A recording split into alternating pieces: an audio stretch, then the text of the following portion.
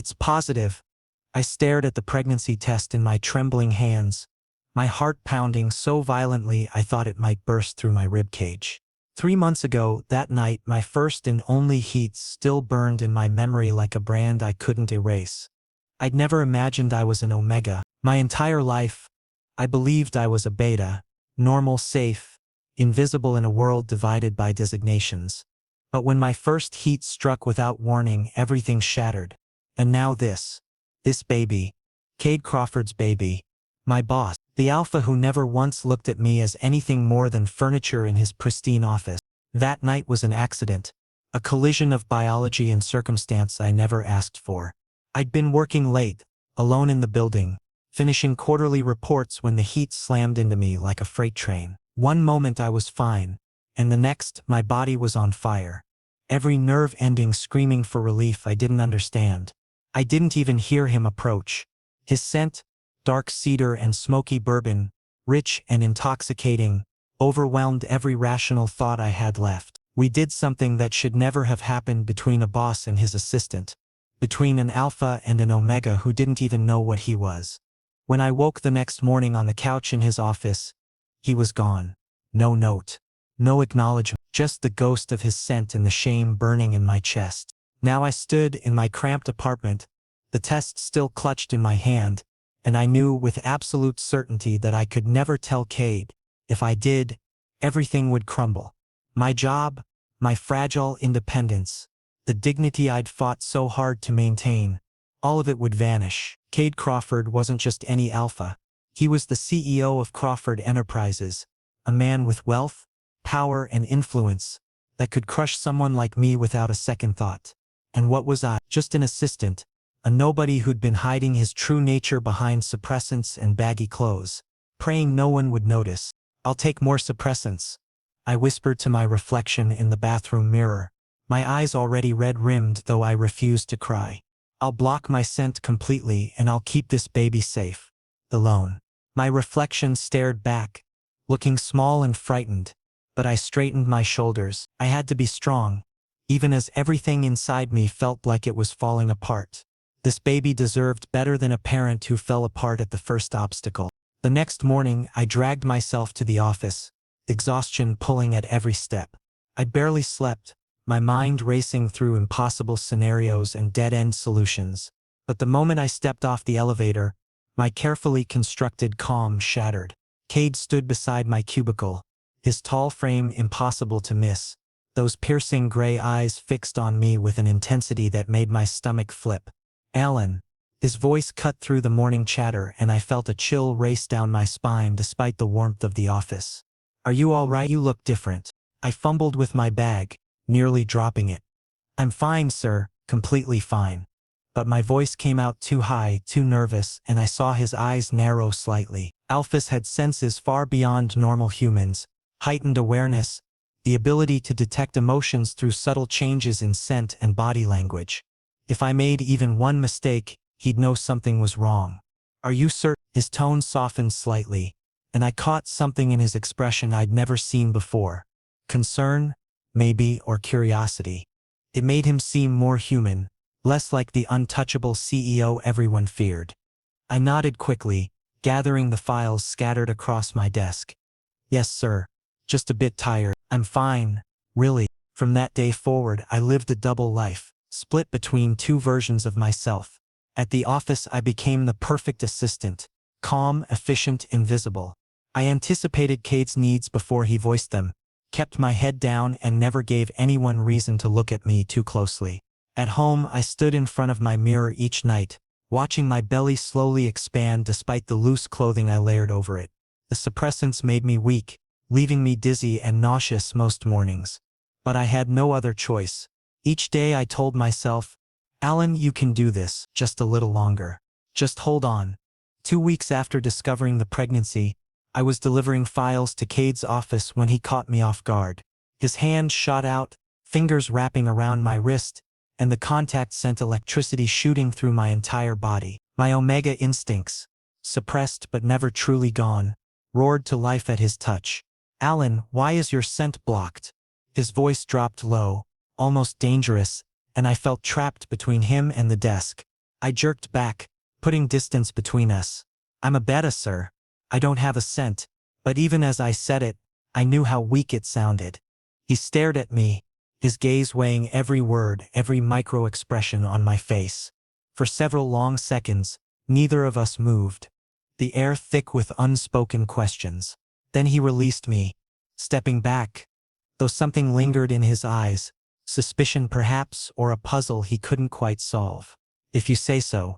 But his tone suggested he didn't believe me at all. I grabbed the files and fled, my heart racing, knowing this was only the beginning. Kade Crawford was asking questions now, and when he finally discovered the truth, I had no idea what he would do. That night, alone in my apartment, I sat on my worn couch with both hands pressed against my small but growing belly, feeling the tiny flutter of movement that had started just days ago. I'm sorry, I whispered to the baby I couldn't see but already loved more than I thought possible. I'm sorry your father doesn't know about you. I'm sorry I'm scared and alone and have no idea what I'm doing. Tears finally came, hot and silent, tracking down my cheeks as I curled around my secret, protecting the one precious thing I had left. Tomorrow I'd have to be strong again, have to face Cade's searching looks and pretend everything was normal. But tonight, in the darkness of my empty apartment, I let myself break just a little, mourning the future I'd never have and the words I could never say. 2 months crawled by, each day harder than the last. My belly continued its relentless expansion, and no amount of oversized sweaters or carefully chosen blazers could hide it much longer. My body waged war against me, constant fatigue that made every step feel like trudging through mud, dizziness that struck without warning, and morning sickness that wasn't confined to mornings at all. The suppressant dosage had increased to dangerous levels, and somewhere in the back of my mind I knew this couldn't continue. But stopping wasn't an option. I needed this job. I needed the money. Raising a child alone required resources I barely had. Today was particularly important. A company-wide meeting where Cade would present quarterly results to senior staff. I sat in the corner of the conference room, notepad ready, trying to make myself invisible among the sea of suits and confident faces.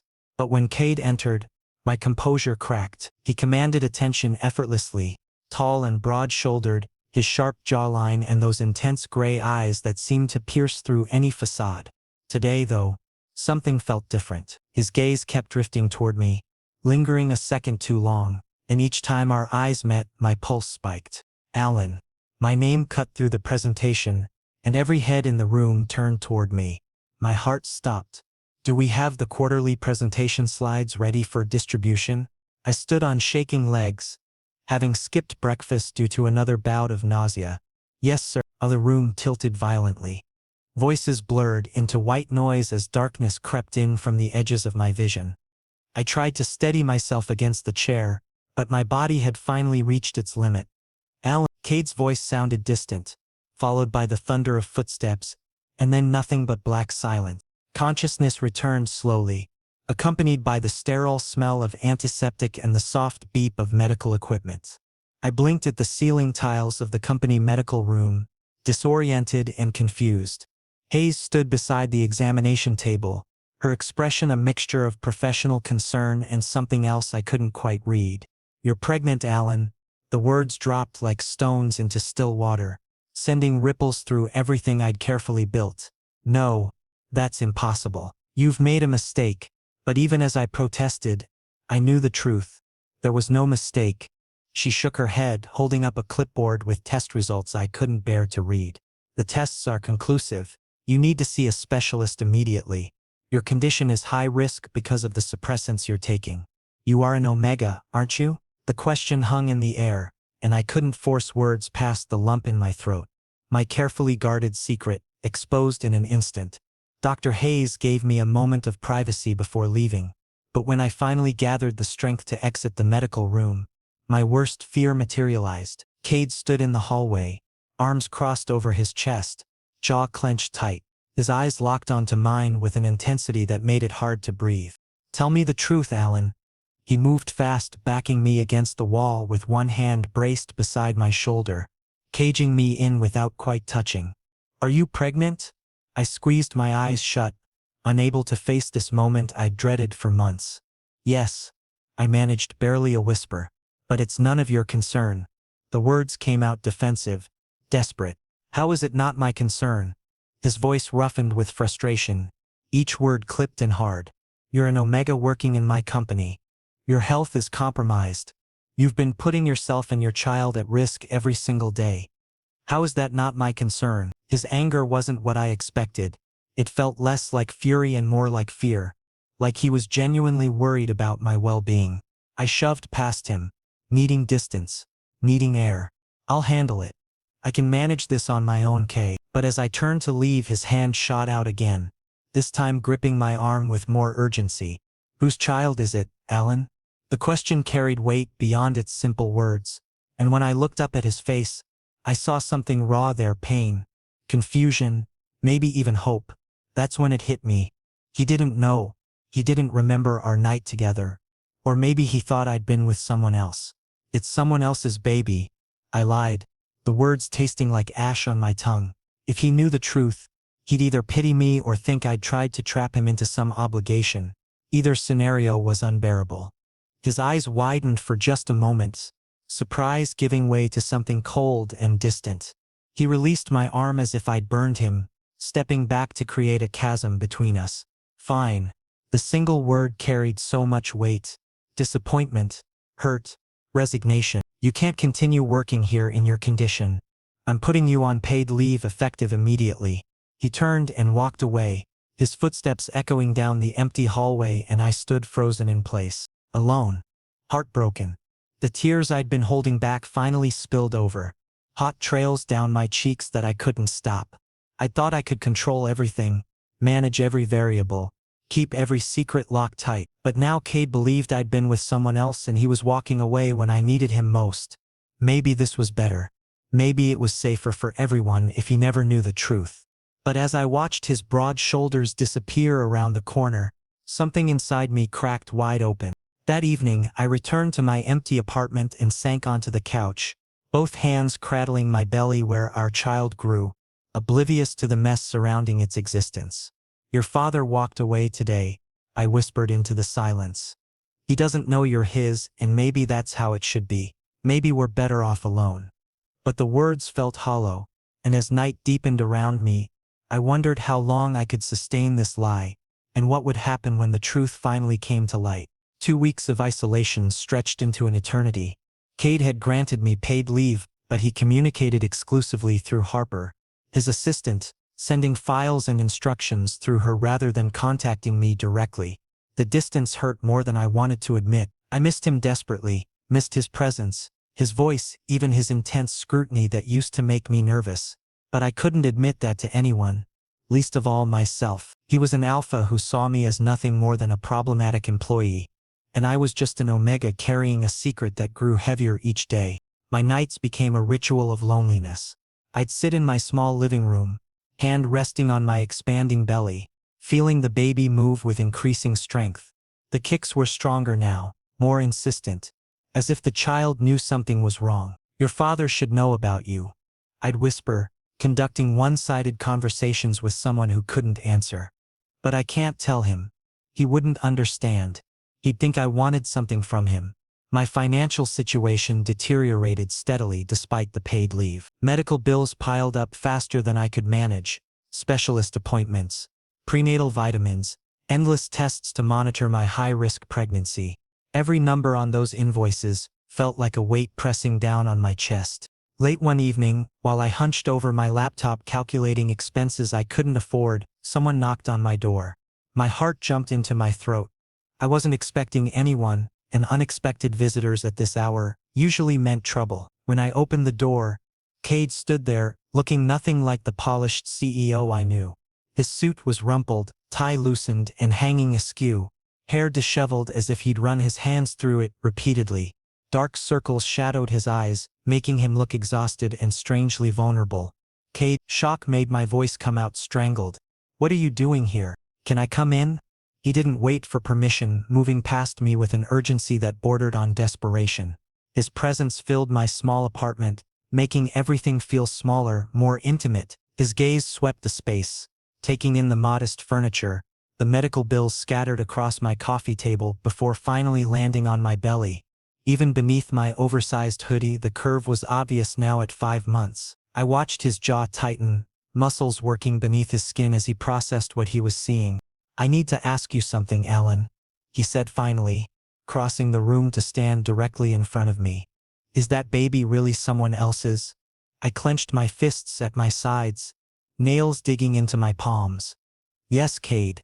I already told you that," but my voice wavered, betraying the lie even as I spoke it. He moved closer, eliminating the space between us, until I could feel the heat radiating from his body. His scent, that cedar and bourbon combination that had haunted my dreams, washed over me, and my traitorous body responded instantly. My Omega instincts, never fully suppressed, surged to the surface. "You're lying to me." His whisper carried more weight than a shout. "I can hear your heartbeat accelerating. You're terrified right now, and it's not because you're afraid of me. It's because you're afraid of the truth. Your scent, even blocked by suppressants, tells me everything. So tell me what I already know, Alan. That baby is mine." The certainty in his voice broke something loose inside me. Tears welled up, spilling over before I could stop them. I'd been so strong for so long, carrying this burden alone, and now I couldn't hold it anymore. The weight was crushing me. Yes. The admission tore out of me, raw and broken. "The baby is yours. That night 3 months ago when my heat triggered, you came to me. You don't remember, or you pretended not to, and I thought, I remember everything." He cut me off, his voice dropping to something pained and gentle at once. "Every moment, Alan. Your scent when your heat hit, the way you looked at me, the sound of your voice. I left that morning because I thought you'd regret what happened. I was your boss and I took advantage of you when you were at your most vulnerable.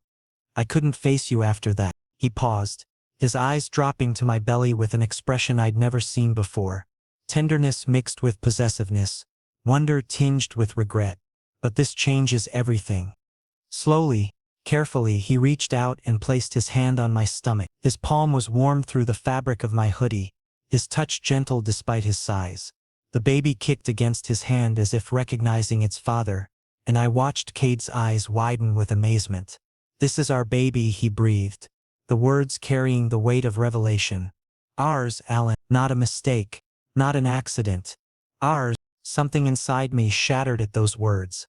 Months of holding everything together, of pretending I could handle this alone, of bearing the crushing weight of secrecy and fear. It all came apart. I sobbed. Actually sobbed, clutching at his shirt as all the emotions I'd locked away came flooding out. He pulled me against his chest, wrapping strong arms around me, and for the first time in months I felt safe. Protected. Not alone. "I'm here now," he murmured into my hair, his breath warm against my scalp. "I'm not going anywhere, Alan. I swear to you I won't leave you alone again. Never." His promise washed over me like a balm, soothing wounds I hadn't fully acknowledged. But doubt crept in at the edges. Was this real? Did he mean it? Or was this just guilt talking? Would he wake up tomorrow and regret this moment, this commitment? I wanted so desperately to believe him, to trust that someone actually wanted to stay, wanted to help carry this burden I'd been shouldering alone. "I'm scared," I admitted against his chest, my voice muffled by his shirt. "I don't know how to be a parent. I don't know if I'm strong enough for this. Everything is so overwhelming, and I feel like I'm drowning." My confession hung between us, vulnerable and honest in a way I hadn't been with anyone in months. "We'll figure it out together," Cade said firmly, his arms tightening around me. "You're not alone anymore. I'm here and I'm not leaving.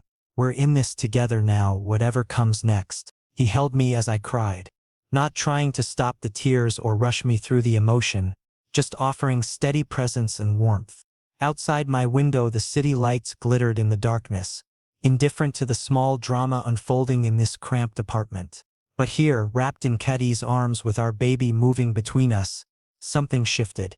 Maybe I didn't have all the answers. Maybe the future was still terrifying and uncertain. But for the first time since seeing that positive test, I wasn't facing it completely alone. And maybe, just maybe, that would be enough to get us through whatever came next. Cade stayed that night, and something about his presence transformed my cramped apartment into something warmer, safer. He settled me onto the couch with a gentleness I'd never associated with him, bringing a blanket from my bedroom and draping it over my legs before pulling out his phone to order food. "Italian okay?" he asked, and I blinked in surprise. Italian was my favorite, something I'd mentioned once in passing months ago during a team lunch. The fact that he remembered such a small detail made my chest tighten with emotion I couldn't quite name. When the food arrived, he unpacked containers of pasta, garlic bread and tiramisu, arranging everything on my coffee table like we were having a proper dinner instead of takeout in a tiny living room. He sat beside me, close enough that our shoulders almost touched, and watched as I picked up my fork with hesitant hands. "You need to eat, Alan. When was the last time you had a proper meal?" I couldn't remember, honestly. Between the nausea and the stress and the bone-deep exhaustion, food had become an afterthought. "This morning, I think," I lied, not wanting to worry him further. His eyes narrowed slightly, calling out my dishonesty without words, but he didn't push. Instead, he served me a generous portion of pasta, making sure I had everything within easy reach before starting on his own plate. We ate in comfortable silence for several minutes, and I found myself hyper-aware of everything. The way he moved, the subtle scent of his cologne mixed with something uniquely him, the occasional glances he sent my way as if checking to make sure I was actually eating. It felt surreal, having Kade Crawford, the untouchable CEO everyone feared, sitting in my shabby apartment taking care of me like it was the most natural thing in the world. "Why are you doing all this?" The question burst out before I could stop it, my fork clattering against my plate as I set it aside. This confusion had been building for hours. This disbelief that any of this could be real. Cade set down his own fork, turning to face me fully, and the intensity in his gray eyes made my breath catch. "Because you matter to me, Alan. You and this baby, you're not some obligation I'm grudgingly accepting. You're important." But that word important felt too clinical, too distant. I shook my head, pulling the blanket tighter around myself like armor. "I don't want to be your burden, Cade. I can manage on my own. I've been doing it this whole time and I'll keep doing it.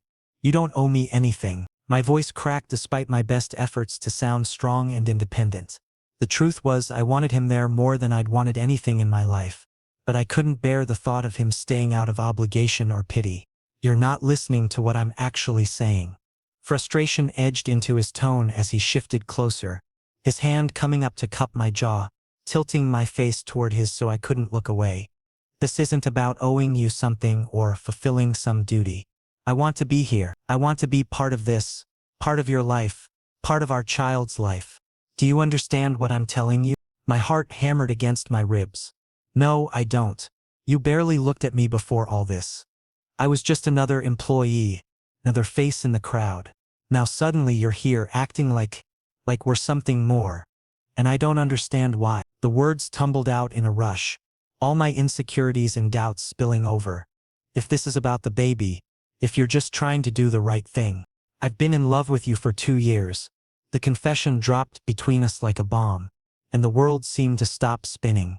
My mouth opened but no sound came out, shock rendering me completely speechless. Cade's hand remained on my face, his thumb brushing against my cheekbone in a gesture so tender it made my eyes sting with unshed tears.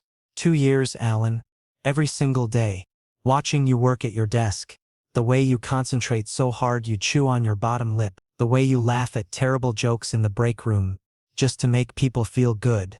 The way you handle crises with this quiet competence that amazes me every time." He paused, swallowing hard, and I could see vulnerability in his expression that I'd never witnessed before.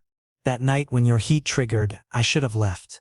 I should have called someone else, gotten you help some other way. But I couldn't make myself leave you, couldn't stand the thought of anyone else touching you, taking care of you. I wanted to be the one, and that's selfish and wrong, and I know I took advantage of the situation. But I can't regret it, not when it gave us this." His other hand moved to rest gently on my belly, and I felt tears spill over, tracking hot paths down my cheeks. "You're only saying this because I'm pregnant. You feel guilty and responsible, and you're telling yourself this story to make it okay in your head." I wanted so desperately to believe him, but fear held me back, whispering that this couldn't possibly be real. "Look at me, Alan." His voice dropped to something fierce and certain. "If I only cared because of the baby, I would have offered financial support and left it at that. I wouldn't be here in your apartment at midnight making sure you eat. I wouldn't have remembered your favorite food or noticed that you wear that particular sweater when you're stressed because it's soft and comforting. I notice everything about you because I can't help it. You've consumed my thoughts for 2 years, and finding out about this baby didn't create my feelings, it just forced me to finally admit them. I stared into his eyes, searching for any hint of deception, any sign that this was elaborate pretense. But all I saw was raw honesty, emotion laid bare in a way that must have cost him dearly. Kade Crawford didn't do vulnerable. He didn't do open and emotional. Yet here he sat, offering me his heart with shaking hands. I'm terrified, I whispered, the admission ripping itself from somewhere deep inside. I don't know how to be someone's partner, let alone a parent. I'm financially unstable, emotionally a disaster, and I can't even keep food down half the time. What if I fail at this? What if I fail you? Then we'll fail together and figure it out as we go. His arms came around me, pulling me against his chest, and I felt something inside me finally break open all the walls I'd built, all the fear I'd been carrying alone. His heartbeat drummed steady and strong beneath my ear, an anchor in the chaos of my emotions. You're not alone anymore, Alan. Not in this. Not in anything. I'm here and I'm staying, and nothing is going to change that. I cried into his shirt, great heaving sobs that shook my entire body, and he held me through all of it without complaint or judgment. When the tears finally subsided, leaving me exhausted and wrung out, he shifted us until we were lying down on the couch, his body curled protectively around mine, one hand resting on my belly where our child grew. Sleep, he murmured into my hair. I've got you. For the first time in months, since the moment I'd seen that positive test, I felt safe enough to let go. Sleep claimed me quickly, deep and dreamless, and through it all I felt Cade's warmth surrounding me, his presence a promise that tomorrow I wouldn't wake up alone. Whatever happened next, whatever challenges we faced, we'd face them together. And somehow, wrapped in his arms with our baby moving between us, that felt like enough. The following month unfolded like a dream I was afraid to trust. Cade appeared at my apartment nearly every day, sometimes arriving at dawn with fresh pastries and coffee, decaf for me, regular for him, and sometimes showing up in the evening with dinner and stories from the office I no longer visited. He accompanied me to every doctor's appointment, holding my hand through ultrasounds and blood draws, asking questions I wouldn't have thought to ask and remembering details I forgot. He walked beside me through the clinic corridors with his hand on the small of my back, a subtle but unmistakable declaration of ownership that made my heart flutter even as it terrified me. But while my personal life had found unexpected stability, my professional world crumbled into chaos. Word had spread through Crawford Enterprises that I was pregnant and on medical leave, and the rumor mill worked overtime, filling in the gaps with increasingly wild speculation. I tried to ignore it, tried to focus on my health and the baby, but I couldn't escape the whispers that followed me during my rare visits to the office to collect paperwork or attend mandatory HR meetings. I heard he was secretly seeing someone, probably got himself in trouble. One voice drifted from around a corner as I waited for the elevator one afternoon. Seems sketchy to me, hiding an entire pregnancy. That makes you wonder what else he's hiding. Another voice chimed in, dripping with false sympathy. Poor thing, he's all alone too. Whatever alpha got him pregnant obviously didn't stick around. That's omegas for you though. Always think they can trap an alpha with a baby, then act surprised when it doesn't work. The words stung more than I wanted to admit, each one a tiny cut that added up to a gaping wound. I knew what people thought, that I was careless, desperate, trying to secure my future through deception. None of them knew the truth, and I couldn't exactly defend myself without revealing Cade's involvement. So I endured the pitying looks and judgmental stares, kept my head down and counted the minutes until I could escape back to the safety of my apartment. One afternoon, as I gathered files from my old desk, Harper approached with her usual professional demeanor firmly in place. Alan, Mr. Crawford needs to see you in his office. Now please. Her tone was neutral, giving nothing away, but something in her expression made my stomach clench with anxiety.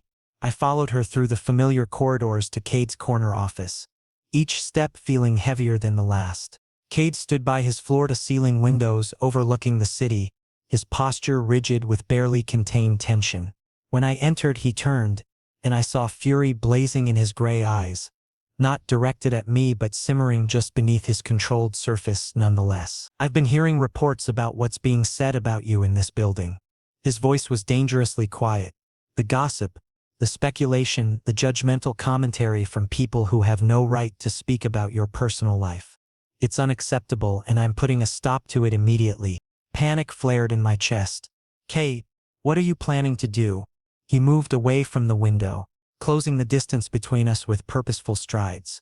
"I'm making a company-wide announcement. I'm telling everyone the truth, that the baby is mine, that we're together, and that anyone who has a problem with it can discuss it with me personally." The declaration sent my heart racing, fear and hope warring inside me. "You can't do that.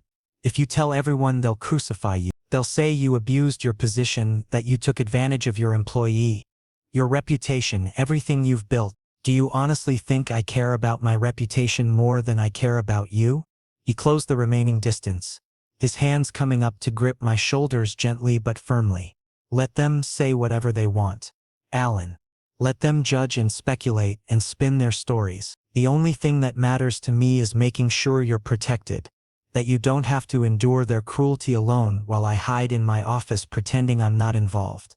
His conviction shook something loose inside me, but I couldn't let him sacrifice everything for my sake. "Your career, your company, you've worked so hard for all of this. I won't let you throw it away because of me." "You're not listening." His grip tightened slightly, his gray eyes boring into mine with intensity that stole my breath. "This company, my career, none of it means anything if I lose you. If I have to choose between my professional reputation and your well-being, there is no choice. You win. Every single time, you win." The words settled over me like a blanket, warming places inside I hadn't realized were frozen. Before I could formulate a response, his phone buzzed with an incoming call. He glanced at the screen, his expression darkening. "I need to take this. Stay here." He stepped into the adjacent conference room, but I could see him through the glass walls, his body language growing increasingly tense as the conversation progressed.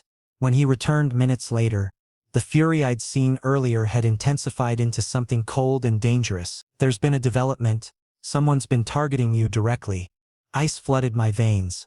"What do you mean?" "Security flagged unusual activity around your building. Someone's been watching your apartment, following you to appointments. They've been documenting your movements." He pulled up images on his computer, grainy security footage showing a tall figure in dark clothing trailing behind me at various locations over the past week. I hadn't noticed, too preoccupied with my own thoughts and physical discomfort to pay attention to potential threats. "Who would do this? Why?" "I don't know yet, but I'm finding out." He made several rapid phone calls, his CEO voice snapping orders to security personnel and private investigators. Within an hour, he'd arranged for guards to be stationed at my building, had upgraded the security system, and personally reviewed weeks of footage looking for patterns. The efficiency was impressive but also terrifying. This was real, an actual threat, not just paranoia or overprotection. That evening, Cade insisted on staying at my apartment again, positioning himself between me and the door like a human shield. We attempted to maintain normalcy, eating dinner, watching television, pretending everything was fine, but tension hummed beneath the surface. And when I went to take a shower, Cade checked every window lock twice and kept his phone within arm's reach. I emerged to find him pacing the living room, running his hands through his hair in agitation. "This is my fault. Someone's targeting you because of me, because of our connection. You don't know that." I moved to him, placing my hand on his arm to still his restless movement. This could be completely unrelated, but even as I said it, I didn't believe it. The timing was too convenient, the focus too specific. Someone knew about us, knew about the baby, and had decided we were a threat or a target for reasons I couldn't begin to understand. Cade pulled me into his arms, his embrace tighter than usual, almost desperate. "I won't let anyone hurt you. I don't care what I have to do or who I have to fight. You and our baby are off limits." His fierce protectiveness should have frightened me, but instead it made me feel cherished in a way I'd never experienced. I pressed my face against his chest, breathing in his familiar scent, and tried to believe that his promises were enough to keep the darkness at bay. "I trust you," I whispered, and felt him relax slightly at my words. "We'll get through this together." He pressed a kiss to the top of my head, and we stood there in my small living room, holding each other against an unknown threat, finding strength in our connection. Whatever was coming, whoever was targeting us, we'd face it side by side. And somehow that made even the fear bearable. Cade's response to the threat was swift and overwhelming. By the next morning, my apartment building had security personnel stationed at every entrance. Cameras covered every angle, and I couldn't step outside without an escort. The measures were necessary but suffocating. A constant reminder that someone out there wished us harm. Cade moved into my apartment entirely, refusing to leave me alone for even a few hours. And while part of me appreciated his dedication, another part chafed at the loss of independence. Late one night, unable to sleep despite my exhaustion, I lay in bed watching Cade's chest rise and fall with steady breaths. His arm was draped across my swollen belly, protective even in sleep, and I marveled at how completely my life had transformed. 3 months ago I was alone, terrified, convinced I'd have to face parenthood without support. Now I had this man beside me, fierce and devoted, turning his entire world upside down to keep us safe. The baby kicked against Cade's palm and his eyes snapped open instantly, awareness flooding back as he registered the movement. Did the baby just kick? Wonder colored his voice, replacing the drowsiness, and I couldn't help but smile at his amazement. Yeah, he or she is pretty active at night. Cade shifted, pressing his palm more firmly against my belly, his expression transforming into something so tender it made my throat tight. When the baby kicked again, stronger this time, I watched tears gather in his eyes. This is real. We made this, Alan, this incredible, impossible thing, and it's ours. Emotion overwhelmed me and I reached for his hand, lacing our fingers together over my belly. Our baby, I echoed, letting myself believe it fully for the first time. Our family. He leaned down and kissed me, slow and sweet, pouring everything he felt into the contact. In that moment, with his lips on mine and our baby moving between us, the world felt perfect and safe. But morning shattered that illusion violently. Cade left early for an emergency meeting at the office, promising to return within hours. He'd barely been gone 30 minutes when my phone rang with his number on the screen. "Someone sent a package to my office," he said without preamble, his voice tight with controlled rage. "Photos of you at the grocery store, leaving doctor appointments, even sleeping in your apartment. They've been surveilling you for weeks, Alan, and there's a letter." My blood turned to ice. "What does it say?" The pause on his end stretched too long, filling me with dread. "It says, if I don't distance myself from you, they'll destroy everything. My company, my reputation, my family's legacy. They have evidence. Fabricated evidence that could paint our relationship as predatory, could accuse me of coercion and abuse of power. They're giving me 48 hours to comply or they'll go public." The world tilted sideways. This wasn't just a threat anymore. It was a systematic attack designed to tear us apart. "You should do what they say." The words tasted like poison, but I forced them out anyway. "Your company, your life's work, you can't lose all of that because of me. We'll figure something else out, some way to co-parent without destroying everything you've built." "Absolutely not." The words came out hard and absolute. "I'm not walking away from you. They can release whatever fabricated garbage they want. I have lawyers, I have resources, and I will fight this with everything I have. You and this baby are not negotiable, Alan. Do you understand me? Not negotiable." His vehemence should have reassured me, but all I could think about was watching everything he'd worked for crumble because he refused to abandon me. Before I could argue further, he ended the call, leaving me alone with my spiraling thoughts and mounting terror. The next 48 hours passed in a blur of fear and frenetic activity. True to their word, our anonymous tormentors escalated. Cade's office was vandalized, files stolen, and someone leaked false stories to business publications, suggesting Crawford Enterprises engaged in unethical practices.